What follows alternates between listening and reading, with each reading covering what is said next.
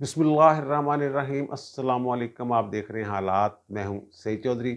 PTI ने फैसला किया है कि जो 33 नशिस्तों पे कौमी असम्बली के ज़मीनी इलेक्शन हो रहे हैं, वहाँ इमरान खान साहब उम्मीदवार होंगे। यानी तमाम नशिस्तों पे उम्मीदवार होंगे इमरान खान साहब।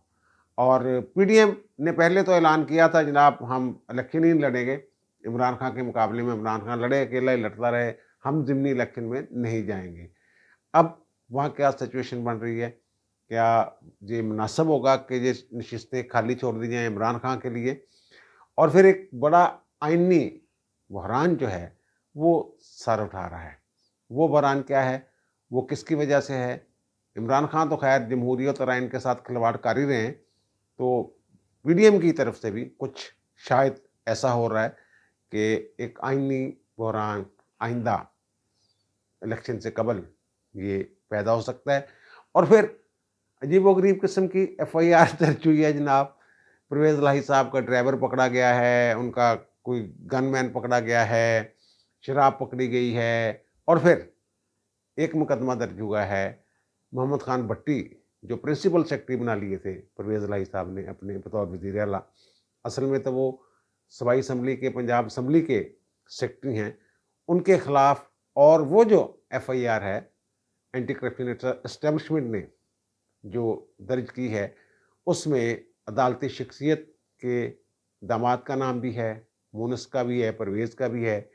ये नाम कैसे, क्यों उस एफआईआर में डाले गए हैं? और फिर ये इन एफआईआर्स के पीछे, इन मुकदमात के पीछे क्या कोई नादीदा कुव्वतें हैं या फिर रूटीन की ये कार्रवाई है? लेकिन इससे पहले पेट्रोल की बात करेंगे। पेट्रोल की कीमतें बढ़ा दी गई हैं जनाब। 35 रुपए पर लीटर पेट्रोल और 35 रुपए पर लीटर डीजल की कीमत में इजाफा किया गया है।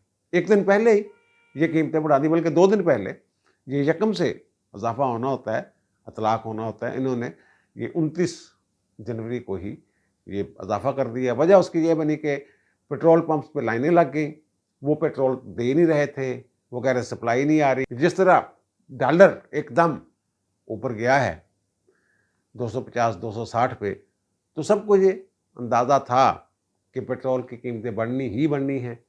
तो वो रोक के बैठे हुए थे और वो एक बहरान की कैफियत पैदा हो गई थी। तो फिर इनको पहले ही ऐलान करना पड़ा जनाब 11 बजे कि जनाब कीमतें बढ़ जाएंगी। 11 बजे से नोटिफिकेशन हो गया। फिर मामला जो है, वही पेट्रोल पंप जो पहले पेट्रोल दे ही नहीं देते, कहते ख़त्म हो गया है जनाब, लिख के लगाया हुआ था, पीछे से सप्लाई बंद है, उन्होंने फिर पेट्रोल देना शुरू कर दिया। अब महंगाई जो है ये कंट्रोल नहीं हो रही, किराए बढ़ गए हैं एकदम। ये उधर पेट्रोल की कीमत बढ़ी है, उधर ट्रांसपोर्टरों ने किराए बढ़ा दिए। किराए बढ़े हैं, हर चीज़ की कीमतें बढ़ेंगी। पहले ही यूं ही डॉलर ऊपर गया, कीमतें तो वैसे ही काफ़ी अरसे से कंट्रोल में नहीं है। इमरान खान के आखिरी एग्जाम थे, जब हुकूमत के आखिरी दिन चल रहे थे, उस वक्त से जैसे रॉकेट की तरह ऊपर जा रही थी कीमतें, वो नहीं रुक सके। ये बड़े कारीगर आए हैं जनाब साकडार साहब। पहले मिफ्ता साहब थे, फिर मिफ्ता साहब को जनाब रांदे दरगाह हो गए कि तेनों काम नहीं आता, चल भी तो परे हो। हुण असीं लैके आए हैं कारीगर मिस्त्री। और कारीगर मिस्त्री करेगा क्या जब मटीरियल ही नहीं सी होगा? मिस्त्री बिल्डिंग क्या बनाएगा, मटीरियल ही नहीं है। वो बेचारा हाथ पाँव मार रहा है, इधर उधर कोशिश कर रहा था कि आईएमएफ के पास ना जाएं। और ये सारा कुछ जो करके गए हुए हैं, वो एक तो इल्ज़ाम होता है ना सीधा सियासी इल्ज़ाम तराशी कि जनाब उनकी वजह से, जैसे ये इमरान खान कर रहा है कि जनाब इनसे कंट्रोल नहीं हो रहा, देखें ये इनके पास कोई रोड मैप नहीं है, कुछ नहीं है। और ख़ुद ये एक इंटरव्यू में ये तस्लीम कर चुके हुए हैं हुकूमत जाने के बाद कि जनाब वो रोड मैप तो हमारे पास भी नहीं है। बहरहाल ये वो उस पर इल्ज़ाम लगा रहे हैं, वो उस पर। ये किया धरा जो है ना, ये इमरान खान साहब का ही है। इमरान खान साहब ने आईएमएफ के साथ मादा किया। आपको याद होगा, खान साहब ने पहले कौम को तैयार किया था। जब आईएमएफ के पास पहले नहीं जा रहे थे, फिर चले गए, वहाँ से साखदार चीखें मार रहे थे लंदन से बैठ के, आईएमएफ को चल जाओ, अगर जाना तो जल्दी चल जाओ, नहीं जाना तो को प्लानिंग है थोड़ी कोई तो फिर रहने दो, अगर जाना तो जल्दी चल जाओ। और उन्होंने तखीर की थी, जिसकी वजह से माली मुश्किलात में इजाफा, यानी इब्तदा ही पहली ईंट ही इन्होंने टेढ़ी रखी थी। बहरहाल खान साहब फिर वो करते घबराना नहीं है, कंट्रोल हो जाएगा, आईएमएफ के पास जाना ज़रूरी है, ना गए तो डिफ़ॉल्ट कर जाएंगे। अब्दुल रज़ाक दाऊद कह रहा था जनाब कंगाल हो गए हैं, शब्बर ज़ैदी कुछ और कह रहे थे, वो भी ऐसी बातें कर रहे थे। और शौकत तरीन के जो बयानात मौजूद हैं कि जनाब पाकिस्तान दिवाली, और उन्होंने ये कहा था कि कीमत बढ़ानी, ये जो अब कीमत बढ़ा रहे हैं ना पेट्रोल की, ये शौकत तरीन साहब रोज़ाना कहते थे, हर प्रेस कॉन्फ्रेंस में कहते थे कि जनाब IMF के साथ हमने मुआहदा किया, उसके तहत हमने कीमत बढ़ानी है और पर लीटर जो है पेट्रोल पे वो 50 रुपये लेवी जो है, जो टैक्स है वो लगना है। तो वो अब 40 तक पहुंच गए, यानी अभी भी 10 रुपये, अगर यहाँ ही डॉलर शालर हर चीज़ कंट्रोल हो जाए, फिर भी 10 रुपये इजाफा करना है इन्होंने मज़ीद, क्योंकि अभी जो लेवी है वो 40 रुपये लगी है, 35 से 40 हो गई है, और 10 रुपये भी रहते हैं।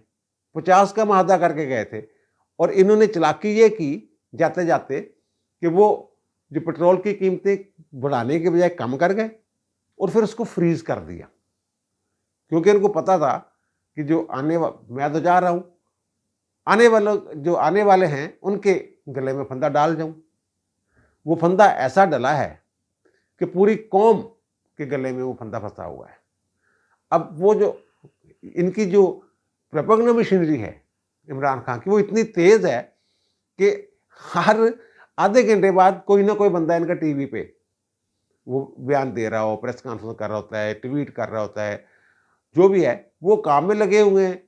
ये खान साहब काम बिगाड़ने में लगे हुए हैं। उनके लिए ये बताना मुश्किल हो रहा है PTM वालों के लिए, जो हकायक हैं वो सामने नहीं रख पा रहे। असाक डार साहब आए जनाब, प्रेस कॉन्फ्रेंस कर रहे हैं जनाब, और वो बता के चले गए जनाब ये मैं पेट्रोल की कीमतें ये आग लगा के जा रहा हूँ ऊपर और अवाम भुगतें, और ये नहीं बताया क्यों। वो सारी चीज़ें दोबारा वो एक बात को बार बार दोहराते हैं, एक ही डॉक्यूमेंट बार बार दिखाते हैं। साइफर नाम का कोई डॉक्यूमेंट था ही नहीं, वो दिखा दिखा के वो जलसे लूटते रहे, और आप 3 मिनट में प्रेस कॉन्फ्रेंस करके वो गए। सारे हकायक रखते ना उस वक्त साथ सामने कौम को ही पता चलता। IMF सारी दुनिया को पता है कि IMF की जो कंट्रोल है वो अमेरिका का है, सबसे ज़्यादा ज़ेर असर है वो अमेरिका के। और ये अमेरिका जो ये लेके आई है नई रजीम को, इमरान खान को घर भेजा है, तो फिर इसकी मदद भी नहीं कर रही। IMF को अमेरिका कह ही नहीं रहा कि जनाब कोई पाकिस्तान पे हाथ हौला करे। वो तो इतना शिकंजा टाइट किया हुआ है उन्होंने। अगर ज़मीनी हकायक को देखा जाए, फिर तो नवाज शरीफ को घर भेजने वाले या उसके पीछे जो कुव्वतें थी और इमरान खान को जलाने वाली कुव्वतें थी, उनके पीछे अमेरिका था। क्योंकि उस वक्त पाकिस्तान में या इस खित्ते में जो सबसे बड़ा मसला बना हुआ था, दर्द सर बना हुआ था इमरान खान के अमेरिका के लिए, वो CPEC था। CPEC बंद करवाया उन्होंने, मुंजमद कर दिया एक तरह से इन्होंने। वो वहाँ जो पैसे आने थे वो आने की बजाय हमें वापस देने पड़ गए बहुत सारे पैसे कर्जों की बात में। उनकी किस्तें तो पड़ी हुई थी, वो देनी थी। वो असल तो उनके एजेंडे पे जो काम किया वो तो इमरान खान ने किया।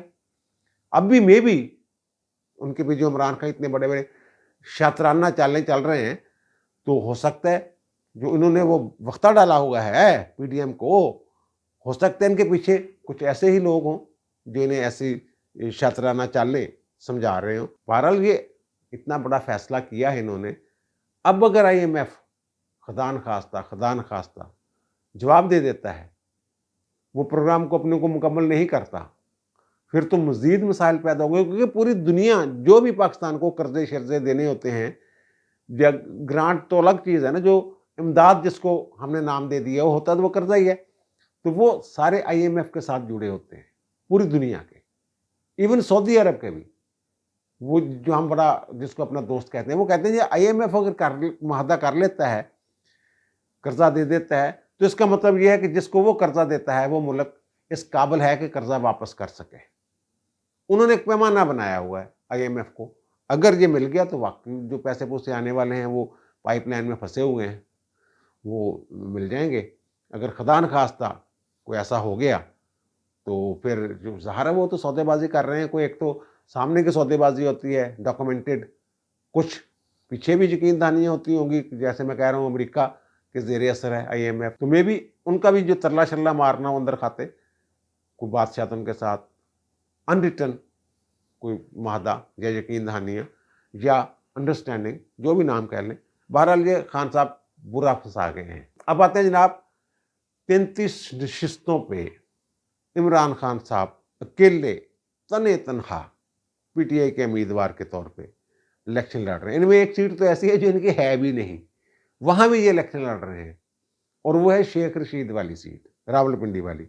आपको याद होगा कि जो 35 इस्तीफे कबूल किए गए थे, सरप्राइज दिया था उन्होंने 17 जनवरी को, 2 तो मखसूस नशिस्तें थी, बाकी 33 जनरल नशिस्तें थी। उन पे वो जितने भी लोग थे सारे इनके सफ़े अव्वल के कायदीन की वो नशिस्तें थी। जगादरी पहलवान जो थे उनकी नशिस्तें थी, शेख रशीद भी उनमें शामिल थे, उनमें मुराद सईद थे, उनमें शाह महमूद कुरैशी साहब थे, परवेज़ खटक साहब थे, अली अमीन गंडापुर साहब, फवाद चौधरी साहब, वो भी बेचारे अब पकड़े हुए हैं, असद कैसर साबिक स्पीकर, कासिम सूरी साबिक डिप्टी स्पीकर, हमाद अजहर, शफकत महमूद लाहौर से। ये अब इन पे खान साहब वो फैसला कर लिया जनाब हमने कि खान साहब अकेले इलेक्शन लड़ेंगे तने तनहा, यानी कि शाह महमूद कुरैशी वाली सीट पे भी वही लड़ेंगे, फवाद चौधरी वाली सीट पे भी वो लड़ेंगे, परवेज़ खटक वाली सीट पे भी वो लड़ेंगे, असद कैसर वाली सीट पे भी वो, जो भी नाम मैंने लिए हैं उन सब। और 2 नशिस्तें लाहौर में हैं, एक हमाद अजहर वाली, वहाँ भी ये लड़ेंगे, और दूसरी शफकत महमूद वाली, वहाँ भी खान साहब लड़ेंगे, यानी कि NA 130 और NA 126, वहाँ भी खान साहब, मुल्तान जेल में, ये वो सारे पिंडी में भी।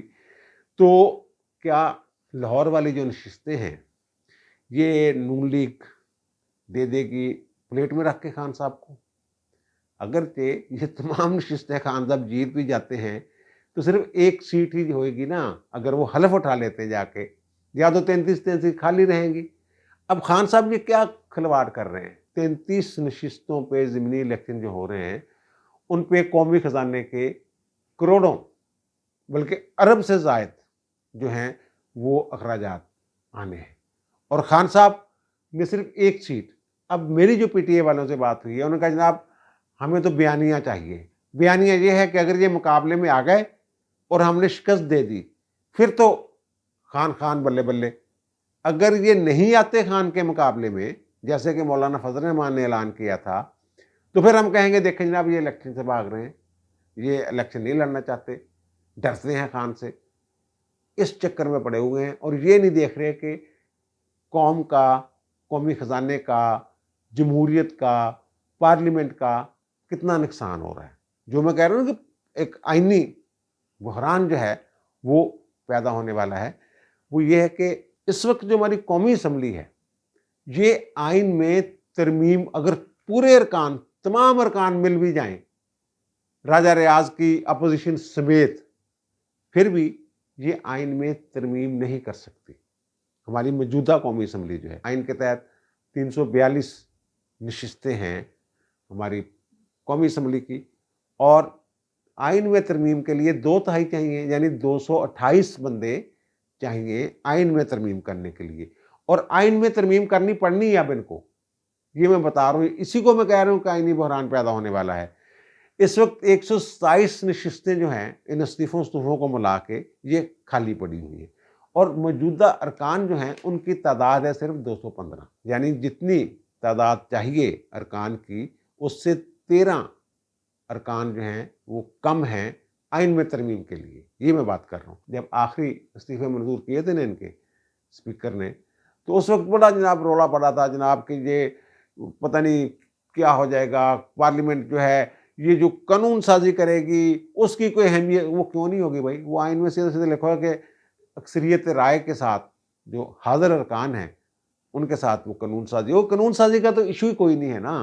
पहले भी जो अपोजिशन होती है वो बेचारी रोला ही डालती है ना, तो बिल तो वही मंजूर होना। इन्होंने एक दिन में 50-60 बिल मंजूर नहीं करवा लिए थे। अभी वो एक बंदा आता है पढ़ता है मंजूर जी, वो रोला डालती रह गई थी। वो तो पहले ही जो हुक्मरान जमात होती है या हुक्मरान जमातें होती हैं वो उनकी अक्सरियत होती है, वो कानून मंजूर करवा लेते हैं, रोला शोला पड़ा रहता है। बहरहाल आइन का आर्टिकल जो 55 है ना, वो ये कहता है कि 1/4 अरकान जो है ना वो चला सकते हैं कोरम, یعنی 86 ارکان اگر ہوں قومی اسمبلی میں موجود ہوں اجلاس میں، تو وہ قانون سازی جو کریں وہ ویلڈ قانون سازی ہوگی. یعنی کہ آئین کے آرٹیکل 55 میں لکھا ہوا ہے کہ قانون سازی کے لیے جو حاضر ارکان کی اکثریت ہے وہ چاہیے. حاضر ارکان کی اکثریت کے ساتھ قانون سازی ہوگی، لیکن آئین میں ترمیم کے لیے ٹوٹل رکنیت 342 کا 2/3 چاہیے ہوگا. اور اب میں اگر بحران والی جو میں بات کر رہا ہوں بار بار، آئین کے آرٹیکل 51 سب آرٹیکل 5 کے تحت آخری مردم شماری کے مطابق آبادی کی بنیاد پر نشستیں مختص کی جائیں گی قومی اسمبلی کی. اب 342 یہ آئین میں دی گئی نشستیں ہیں کہ جناب یہ 342 نشستیں ہیں، ان میں سے پنجاب کی نشستیں اتنی ہوں گی، سندھ کی اتنی ہوں گی، بلوچستان کی اتنی ہوں گی، کے پی کی اتنی ہوگی. تو وہ نشستوں کا تعین ترمیم کے ذریعے کرنا ہوتا ہے، یا تو نشستوں کو چھیڑے ہی نہ، اسی طرح حلقہ بندیوں پہ جا کے ختم کر دیں معاملے کو. لیکن پھر بھی یہ پچھلی دفعہ جب ایک عبوری سی مردم شماری ہوئی تھی تب بھی انہوں نے یہ طے کیا تھا نشستیں اتنی رہیں گی، یہ طے کیا تھا اسمبلی نے. اب وہ کہہ رہے ہیں جناب نہیں، مردم شماری کے مطابق کروانی ہے ہم نے. اور جو ڈیلے کرنے کی ایک وجہ پنجاب میں اور کے پی میں یہ بیان کر رہے ہیں، وہ مردم شماری کو ہی بہانہ بنا رہے ہیں کہ مردم شماری کے مطابق نہیں حلقہ بندیاں ہونی ہیں، اور پھر وہ آبادی کے حساب سے حلقہ بندیاں ہونی ہے نا. تو پھر یہ ان کے پاس اگر ارکان پورے نہیں ہوتے تو پھر یہ 51 سب آرٹیکل 5 کے تحت نشستوں کا تعین کیسے کرے گی یہ پارلیمنٹ، اگر ان کے پاس 228 ارکان ہی نہیں ہوتے. تو اس لیے میرا خیال یہ ہے کہ جو ابھی 33 الیکشن ہو رہے ہیں نا نشستوں پہ، وہ جگادریوں کے، ان میں کہیں نہ کہیں یہ نا سن لگائیں گے. یہ جو ملتان والی سیٹ پہ تو جو یوسف رضا گیلانی صاحب ہیں، وہ اطلاعات ایسی ہیں کہ وہ تیاری شیاری کر رہے ہیں کہ وہاں عمران خان کا مقابلہ پہلے بھی شکست دی تھی شاہ محمود قریشی کی صاحبزادی کو. بہرحال خان صاحب کا جو مطمئن نظر ہے نا، انتشار، سکون نہیں لیان دینا بھائی، بس ایمی. اور خان صاحب وہ پھیلا رہے ہیں. پی ڈی ایم دیکھیں کیا کرتے ہیں، کیونکہ ابھی جو دن تو رہ گئے ہیں تھوڑے، 6 فروری تک جو ہیں وہ کاغذات جو ہیں وہ 6 سے 8 تک وہ جمع ہونے ہیں 2 دن، اس کے بعد پھر پروسیس شروع ہونا ہے. تو دن تو رہ گئے 5-6. اب دیکھیں پی ڈی ایم والے کیا کرتے ہیں. اب پی ڈی ایم کے اندر بھی 2 آ رہے ہیں نا. کچھ لوگ کہتے ہیں جناب میدان خالی نہیں چھوڑنا، کچھ کہتے ہیں چھوڑنا ہے. اور ایک خبر یہ بھی ہے کہ خان صاحب پچھلی مرتبہ پچھلے ضمنی الیکشن میں وہ نہلی سے بچ گئے تھے نا، ٹیریان شہریان یہ وہ. اور ان کا وہ جو انہوں نے الیکشن کمیشن نے ایک مرتبہ کے لیے ان کو نہل کیا تھا، اس کے بچ کے نکل گئے تھے. اس مرتبہ کہتے ہیں کہ جناب کوئی پکا آسمان آئے گا اور خان صاحب کی جو نہلی ہے اس کے چانسز بہت زیادہ ہیں، روشن ہیں. اور اب آتے ہیں جناب پرویز الہی صاحب. ایک تو جناب پرویز الہی صاحب کے خلاف اسلام آباد میں وہ مقدمہ ڈرائیور پکڑا گیا ہے، اور پرویز الہی صاحب وہ ملزم جو ہیں وہ الزام لگا رہے ہیں پرویز الہی صاحب پہ. وہ اجمل صاحب ہیں ایک ان کے ڈرائیور اور گن مین ہے، زمان اور مجسٹریٹ کے سامنے انہوں نے بیان دے دیا ہے، اور وہ 26 جنوری کو پکڑے جاتے ہیں. اور وہ کہتا ہے کہ میں 16 سال سے ڈرائیور ہوں، اجمل کہتا ہے.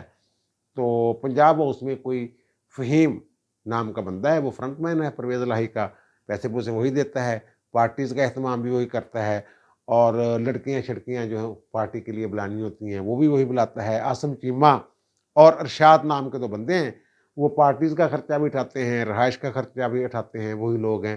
اور مجھے تو انہوں نے پرویز الہی صاحب نے بھیجا تھا وہاں، اور وہ شراب کی بوتلیں میں لے کے جا رہا تھا ان کے کہنے پہ. اور گن مین محمد زمان صاحب جو ہیں یہ میرے ساتھ تھے، انہوں نے بھیجے ہوئے تھے. تو یہ انہوں نے بیان شیان دیا ہے. اب جو ایسے مقدمات ہوتے ہیں نا، وہ پہلے بھی بینس چوری کا چوری ظہور الہی پہ مقدمہ ہو گیا، کچھ اور لوگوں پہ ایسے چھوٹے موٹے مقدمات ہوتے رہے ہیں. اور جو ایک محمود قصوری صاحب اور ان کے والد صاحب پہ ایک مقدمہ ہو گیا کہ جناب یہ سرکاری ریسٹ ہاؤس میں ٹھہرے ہوئے تھے اور جاتے ہوئے ٹوٹیاں لا کے لے گئے تھے، اس طرح کا مقدمہ. بہرحال اس میں جو فرنٹ مین والا معاملہ ڈالا ہے نا انہوں نے کہ فرنٹ مین فلاں تھا تو وہاں تھے اور وہ پیسے لیتا دیتا تھا، تو میں بھی وہ پکڑنا مقصود ہو ان کے ذریعے. اور یہ ویسے تو ملزم کے جو بیان ہے اس کی اہمیت کوئی نہیں ہوتی، وہ زرداری صاحب کے خلاف بھی عارف پتہ نہیں کیا نام تھا، عرب بلوچ سمتھنگ کوئی نام تھا، تو اس سے ایک بیان دلوایا تھا انہوں نے کہ جناب وہ اسمگلنگ جو ہے وہ اس میں ملوث ہیں، منشیات کی اسمگلنگ۔ اس کا مقصد یہ تھا کہ سرے محل کی جو انکوائری کے لیے وہاں لکھا جا سکے جناب یہ بلیک منی سے خریدی گئی جائیداد، تاکہ انکوائری ہو سکے۔ تو یہاں تو ان کے مقاصد کچھ اور ہوں گے۔ جس روز اسلام آباد والا وقوع ہوتا ہے نا شراب والا، اسی دن لاہور میں محکمہ اینٹی کرپشن جو ہے، اینٹی کرپشن اسٹیبلشمنٹ، وہ ایک مقدمہ درج کرتی ہے 26 جنوری کو ہی، اور وہ ایف آئی آر جو ہے وہ راؤ محمد نعیم صاحب جو ہیں وہ مدعی بنتے ہیں، سرکل آفیسر جو ہیں اینٹی کرپشن اسٹیبلشمنٹ کے۔ اور وہ کہانی یہ ہے اس کی کہ راؤ محمد اقبال صاحب ہیں کہ ایس ڈی او، وہ گرفتار بھی ہو گئے ہیں۔ تو وہ پچھلے کئی سالوں سے من پسند پوسٹنگ کے لیے وہ جو محمد خان بھٹی ہیں، وہ جو فرنٹ مین بھی ایک طرح سے کہا جاتا ہے انہیں کہ پرویز لائی کے، پرویز لائی صاحب انہیں اپنا پرنسپل سیکرٹری بنا کے لے گئے تھے، اور پنجاب اسمبلی کے وہ سیکرٹری ہیں، اور شاید وہ 7ویں یا 14ویں گریڈ سے اٹھا کے ان کو 22ویں گریڈ تک یہ پرویز لائی صاحب ہی لے گئے تھے۔ وہ کہتے ہیں من پسند پوسٹنگ کے لیے نا اکثر اس کو پیسے دیتا تھا، کروڑوں روپے وہ دیتا تھا، اور اکثر ان کے گھر بھی جاتا تھا وہ لاہور۔ اور وہ کہتا ہے کہ جناب جب وہ گھر جاتا تھا تو وہاں جو سی این ڈبلیو کے تعمیرات و مواصلات کے صوبائی وزیر علی افضل سائی صاحب، جو افضل سائی صاحب کے صاحبزادے ہیں، وہ بھی موجود ہوتے تھے، اور مونس صلاحی بھی موجود ہوتے تھے۔ وہ کہتے ہیں ایک مرتبہ تو ایسا بھی ہوا کہ محمد خان بھٹی نے رانا اقبال سے کہا کہ جناب پیسے تھوڑے جی اور لاؤ۔